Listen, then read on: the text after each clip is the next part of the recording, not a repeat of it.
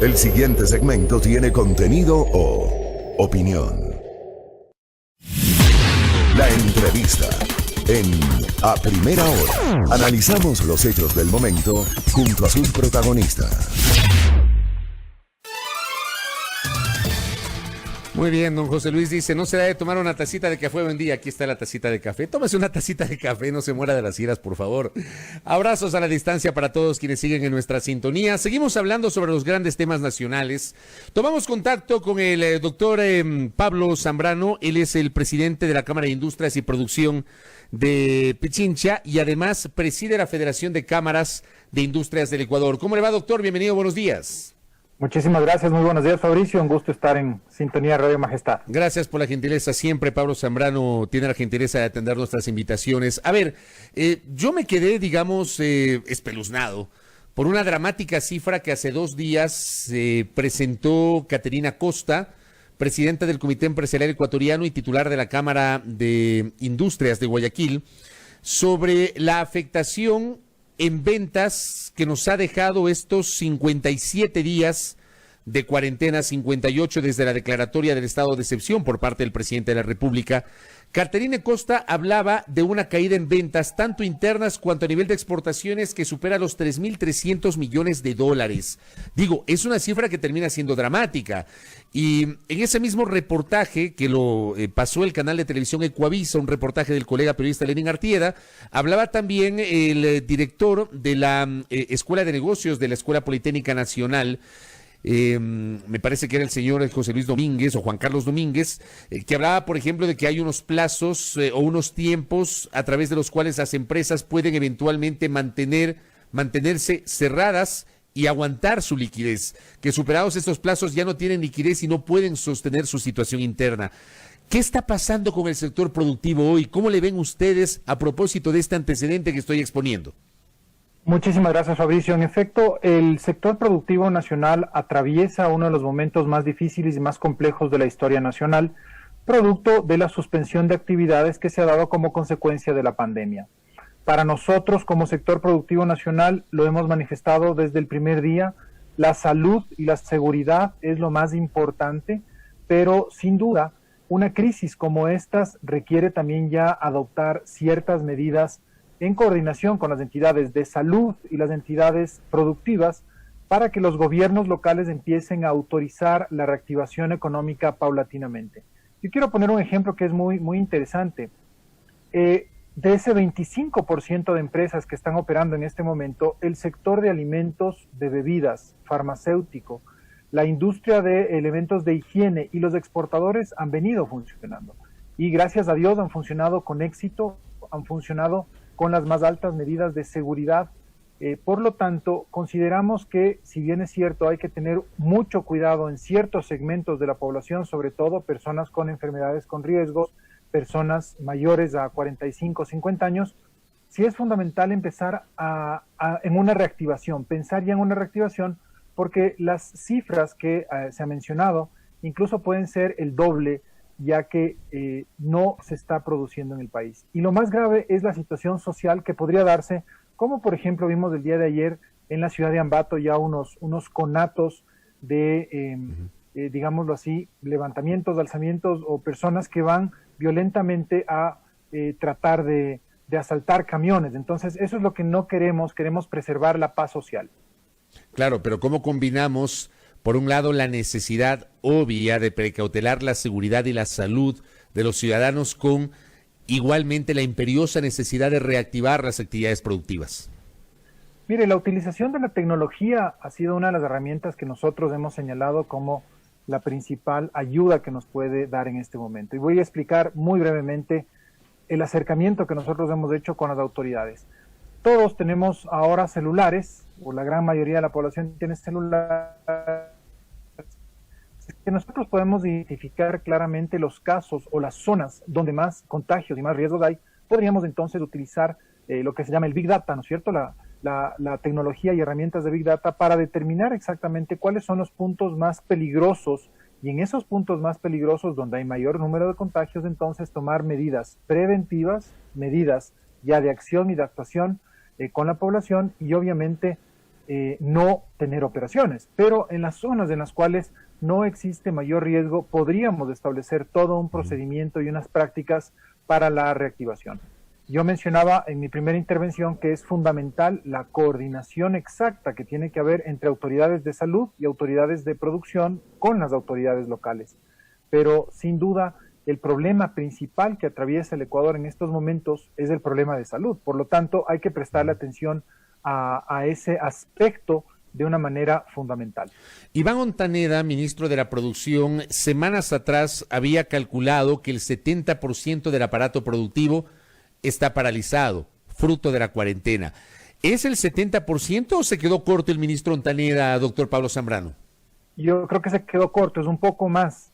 Mire usted, Fabricio, los pequeños comerciantes, los pequeños artesanos, los pequeños negocios, ¿no es cierto?, en este momento están cerrados. Lo que ha ocurrido en la ciudad de Quito específicamente es que el municipio de Quito, como una medida de salud y una medida extrema, ha suspendido las licencias únicas de actividades económicas. ¿Y esto con qué objetivo? Con el objetivo de realmente que se cumpla a rajatabla el aislamiento. Entonces, en ese sentido, creo que ya han pasado, como se ha mencionado, 58 días. Es importante entonces empezar a buscar alternativas que jamás pongan en riesgo a la ciudadanía ni a los trabajadores. Yo he escuchado comentarios muy hirientes en redes sociales, he visto comentarios muy hirientes en redes sociales donde se dice para a trabajar. Y esto no es cierto, esto se de una realidad que es evidente. Un virus como estos, una pandemia como estos, no distingue ni sexo, ni raza, ni condición social. Entonces,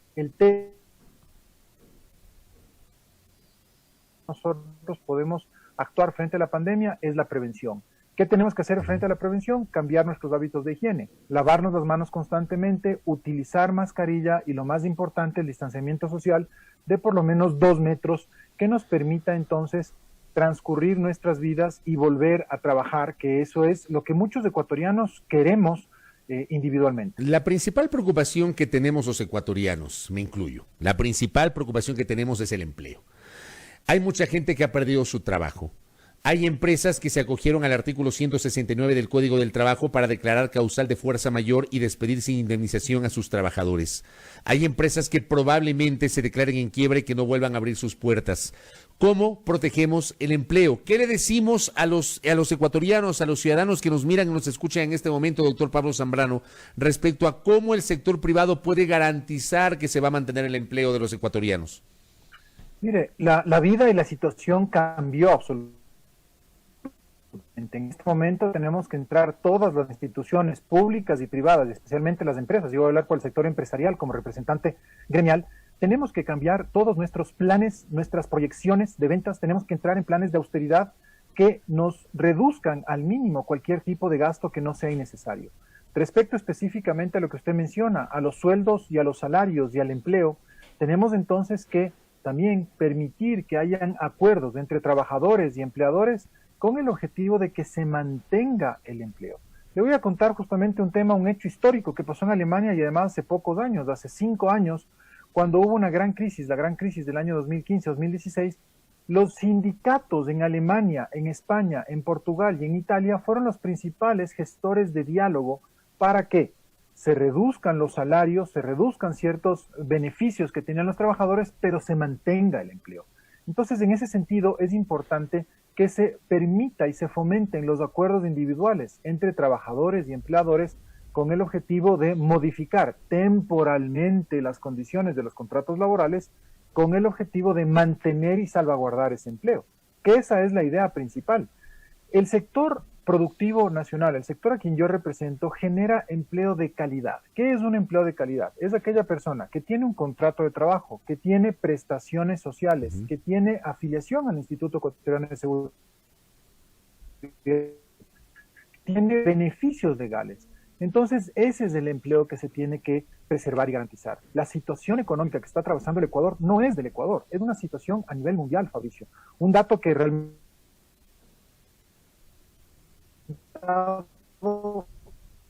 millones y tú, es decir, para cobrar el beneficio de desempleo en Estados Unidos. Eso nos da entonces a nosotros una idea de la magnitud de este problema que es tan grande. Por lo tanto, en conclusión, ¿qué debemos hacer? Fomentar estos acuerdos individuales entre el empleador y el trabajador con el objetivo de mantener el empleo, pero sin duda hay que formular o reformular o cambiar las condiciones originales de los contratos. Esa posible modificación de las condiciones originales de los contratos es lo que establece la Ley de Apoyo Humanitario que está siendo tramitada por la Asamblea Nacional y con las cuales le pregunto a Pablo Zambrano, ¿ustedes están de acuerdo? Mire usted, la ley que está tramitándose en la Asamblea en este momento establece que solamente podrán hacer estos acuerdos individuales las empresas micro y pequeñas. Las medianas y las grandes, que son las mayores generadoras de empleo, tienen en cambio que consultar las condiciones individuales con la mitad de los trabajadores. Es decir, se está cambiando, se está desnaturalizando la figura del contrato individual del trabajo para hacerlo un contrato colectivo. Y esto afecta ¿a quién? A los propios trabajadores. En ese sentido, nosotros hemos hecho una serie de aportes, propuestas, hemos comparecido ante la Comisión de Desarrollo Económico de la Asamblea Nacional con el objetivo de presentar alternativas y que este beneficio sea de carácter generalizado. Le voy a dar una cifra que es muy interesante. En número de empresas, apenas el 4% de las empresas en el país son grandes, pero este 4% de empresa concentra el 70% del empleo. Entonces, no se puede atacar o tratar de distinguir o discriminar entre grandes, medianas y pequeñas, porque esto le hace daño al aparato productivo del país. No podemos dejar de observar que las empresas son generadoras de inversiones, son generadoras de empleo, pagan estos, por lo tanto es importante que una sociedad tenga empresas fuertes, sólidas y lo más importante, empresas sostenibles, es decir, que se mantengan a lo largo del tiempo. Le voy a trasladar un comentario simplísimo, pero muy simple, pero que denota la preocupación de mucha gente, que nos hace un oyente. Dice, ahora te dicen ganabas 400 y ahora te dicen vas a ganar 200. ¿Es así? O sea, ¿termina siendo así en la práctica lo que se pretende? No termina siendo así. Lo que se pretende hacer es llegar a acuerdos en los cuales exista efectivamente una reducción de la jornada laboral. Como consecuencia de la reducción de la jornada laboral, tiene que haber una reducción del salario. Eso es una de las modalidades en las cuales se puede trabajar. Otra de las modalidades en las cuales se puede trabajar es, en efecto, tú ganabas 100, ¿no es cierto? Reducimos tu salario en un 30 o un 40%, pero ese 40% es una cuenta por cobrar. Es decir, tú no vas a perder esa cuenta por cobrar, sino que en este momento, por la situación en la que estamos atravesando, no podemos pagarte el 100%. Entonces, esos son el tipo de condiciones que hay que negociar. Es preferible tener condiciones más difíciles, más complicadas, a perder todas las condiciones. Esa es la idea que nosotros hemos planteado y nosotros queremos tratar esto al más alto nivel para que no exista ningún tipo de abuso. Por el contrario, lo que tiene que existir entonces son acuerdos que nos permitan a quienes realmente demostremos, porque ese es uno de los condicionamientos que pone la ley que está ahorita en el Congreso, Fabricio. Pone el condicionamiento de que se muestren los estados financieros, de que se muestren, se evidencie la situación financiera de la empresa. Y en este momento la situación financiera de las empresas, como lo han dicho ya varias instituciones universitarias, usted lo mencionaba en la introducción a esta entrevista, es absolutamente grave y compleja. Eso, digamos, incluye el proyecto de ley y están de acuerdo con eso. Nosotros no estamos de acuerdo con eso en el proyecto de ley. Nosotros consideramos que los acuerdos tienen que ser individuales. Por eso es que no estamos de acuerdo con el proyecto de ley, porque el proyecto de ley hace la discriminación para empresas medianas y grandes. Usted habla de los acuerdos individuales entre el empresario y el trabajador. Exactamente. Pero ahí, por ejemplo, y también, digamos, es una inquietud lógica, en una relación de poder entre empleador y trabajador, el empleador siempre tiene un mayor peso frente al trabajador. Termina siendo así, doctor. Estos acuerdos tienen que son sus nacionales por parte de los inspectores del trabajo, el Ministerio de Trabajo, como es obvio. Y además estos acuerdos también tienen que ser presentados ante las autoridades laborales. De esa manera entonces se garantiza, primero, el libre consentimiento que tiene que estar presente en toda relación y en segundo lugar, obviamente, los derechos de los trabajadores tienen que estar ahí también garantizados. Por lo tanto, no existe aquí ningún tipo de sorpresa o de tratar de engañar o sorprender absolutamente a nadie. Aquí lo que se pretende es que seamos consecuentes con la realidad del país y que podamos preservar el empleo. Hablando de la realidad del país, estamos dialogando con el doctor Pablo Zambrano, presidente de la Federación de Cámaras de Industrias del Ecuador, titular de la Cámara de Industrias y Producción de Pichincha. Hay digamos, algo que ha trascendido. El gobierno podría en estas horas tomar una decisión respecto del tema de los combustibles. Hace varios días, primero el ministro de Finanzas, Richard Martínez, y después, más recientemente, el ministro de Energía y Recursos Naturales No Renovables, René Ortiz, han advertido que está lista una decisión respecto de los combustibles. Yo en las últimas declaraciones, ni a Martínez ni a Ortiz les he escuchado hablar de focalización. Ellos hablan de eliminación y me invitaron a reflexionar en el escenario que con usted mismo conversamos el lunes 14 de mayo en estos micrófonos, cuando usted nos reveló aquí que el escenario de los subsidios no había sido ni siquiera discutido con los gremios empresariales y que les tomó por sorpresa cuando se adoptó la emisión del famoso decreto ejecutivo 883. Ahora este escenario se vuelve a poner en el tapete de la discusión. ¿Cómo le ven ustedes? ¿Han conversado con el gobierno? ¿Es posible que ahora se adopte nuevamente esta decisión? ¿Cómo le ven?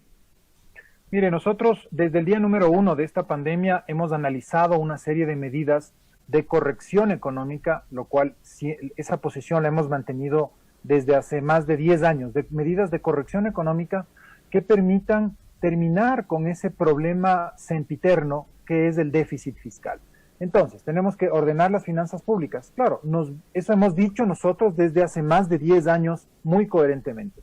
Una de las medidas de corrección económica es el tema de los subsidios. ¿Qué está ocurriendo en este momento, Fabricio? Con el precio del petróleo, que está tan fluctuante, unos días está en $25, otros días baja a $14 el precio de los contratos futuros de petróleo.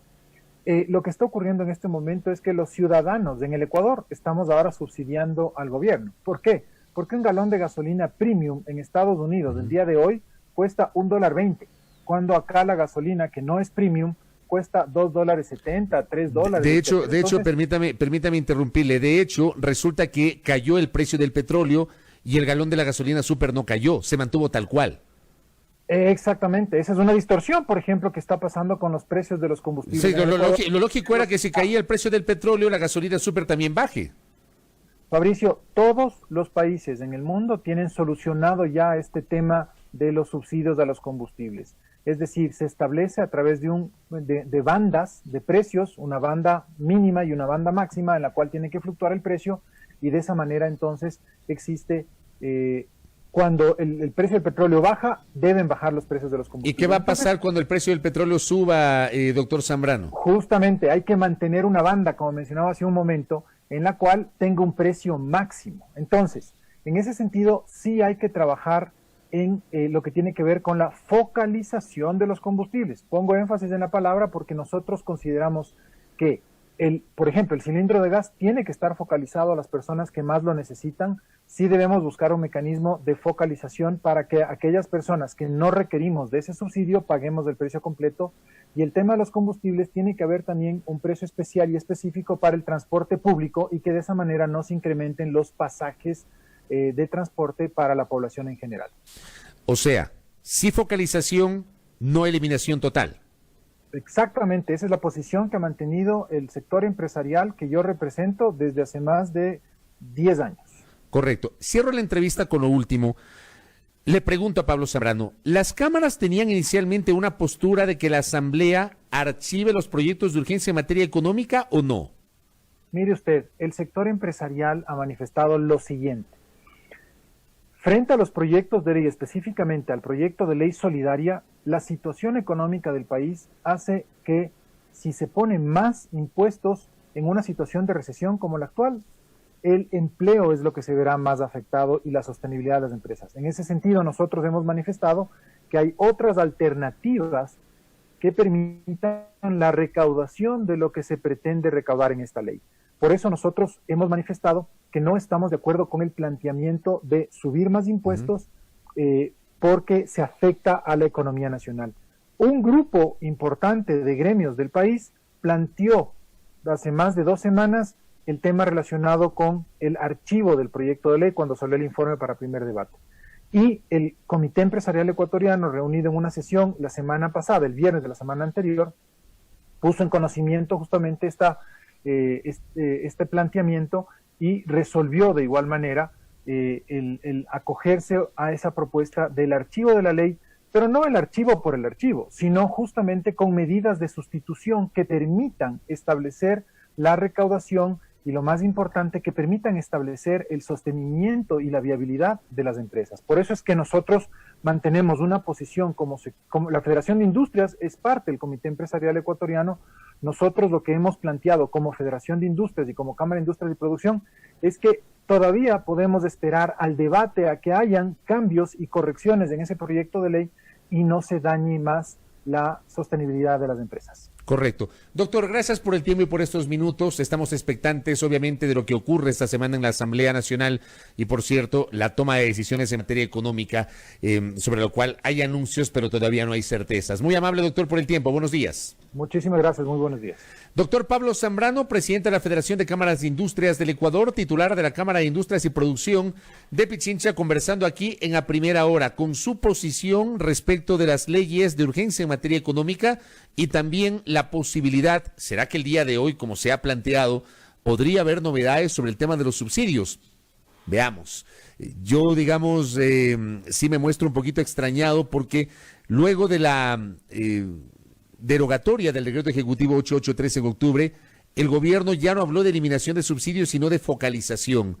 Habló de un proceso de diálogo que finalmente no cuajó, no se concretó en la práctica, más allá de unas reuniones aisladas durante las primeras semanas posteriores a las manifestaciones de octubre. Y en las últimas semanas, en medio de la pandemia, 2 o 3 ministros de Estado han vuelto a hablar del tema eliminación de subsidios. No les he escuchado hablar de focalización. ¿Será que el gobierno se decanta por la focalización o va de nuevo a insistir en la eliminación de los subsidios? Ahí queda la pregunta y evidentemente estaremos monitoreando el tema. 8:07 en A Primera Hora por Majestad Radio.